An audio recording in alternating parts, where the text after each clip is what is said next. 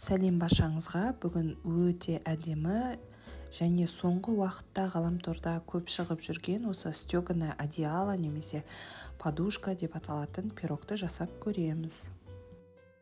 Каналыма жазылуды ұмытпаңыздар. Алда көптеген жаңа рецепттерді бірінші болып біле аласыз.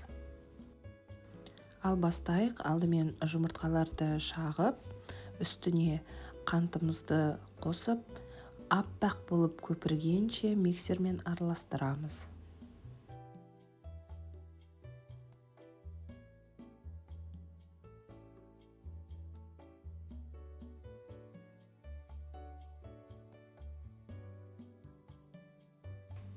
Ағарып көпірген жұмыртқамыздың үстіне сұйық майымызды қосып, тағы да миксермен араластырамыз. Оның үстіне ұн, какао порошок және қамыр қопсытқышымызды салып араластырамыз.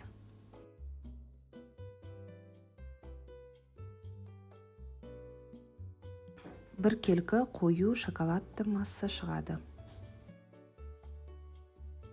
Шоколадты массамызды бір шетке қойып, сүзбелі массамызды дайындауға кірісеміз. Сүзбе, жұмыртқа, қант ұнтағы және крахмалды қосып, барлығын блендермен езіп шығамыз.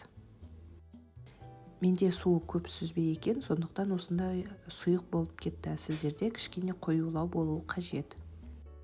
Пергамент төселген табамызға шоколадты массамызды құямыз да, шет-шетіне тегізіп, бетін тегістеп аламыз.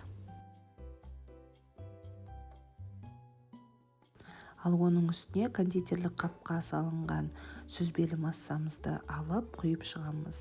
Қою екені кәдімгідей көрініп тұр, бірақ сонда да дәмі де, көрінісі де өте әдемі болып піседі.